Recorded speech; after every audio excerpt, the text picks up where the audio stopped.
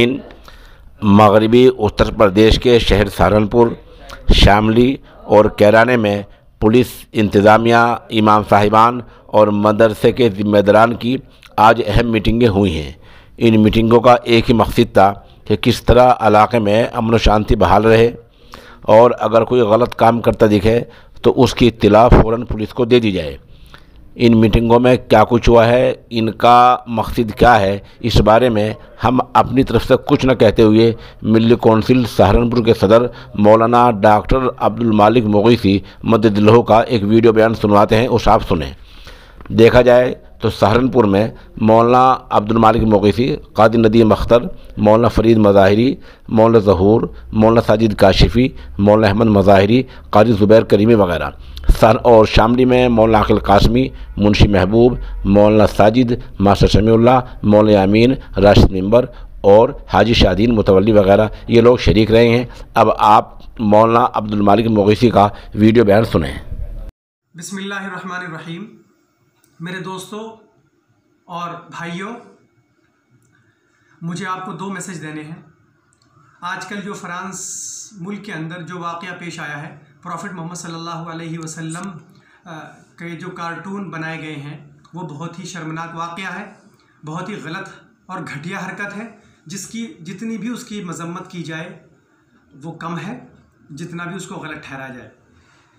लेकिन मैं क्योंकि हुज़ूर अकरम सल्लल्लाहु अलैहि वसल्लम की ज़ात ऐसी है, मैं पूरी मानवता को, पूरी इंसानियत को, पूरे दुनिया और जहान के लोगों को ये मैसेज देता हूँ कि वो सिर्फ़ मुसलमानों के पैगंबर और नबी नहीं थे, बल्कि वो पूरी इंसानियत के, पूरी मानवता के नबी थे। इसलिए सबको उनकी इज़्ज़त और कदर करनी चाहिए। और जिस तरीक़े से हम लोग भी तमाम धर्म गुरुओं के, कोई भी धर्म हो, सबकी इज़्ज़त करते हैं, एहतराम करते हैं, एक दूसरे को सबको इज़्ज़त और एहतराम करना चाहिए। और मैं लोगों को ये मैसेज दूंगा कि उनकी जीवनी को पढ़ें, उनकी लाइफ को स्टडी करें, तो उनका जो उद्देश्य है, जो उनका मिशन है तालीम का, भूखे को खाना खिलाने का, मज़लूम की मदद करने का, वो लोगों के सामने आएगा। और इसी माध्यम से मैं मुसलमानों से भी दूसरा मैसेज देना चाहता हूँ कि हम लोगों को भी चाहिए कि मोहम्मद सल्लल्लाहु अलैहि वसल्लम की तालीमात को, उनकी सीरत को आम करें, लोगों तक पहुँचाएँ कि उन्होंने किस तरीके से, उनका मिशन था, किस तरीके से उन्होंने मज़लूमों की मदद करी, कैसे भूखों को खाना खिलाया, क्योंकि उनकी शान रहमतुल लिल आलमीन थी।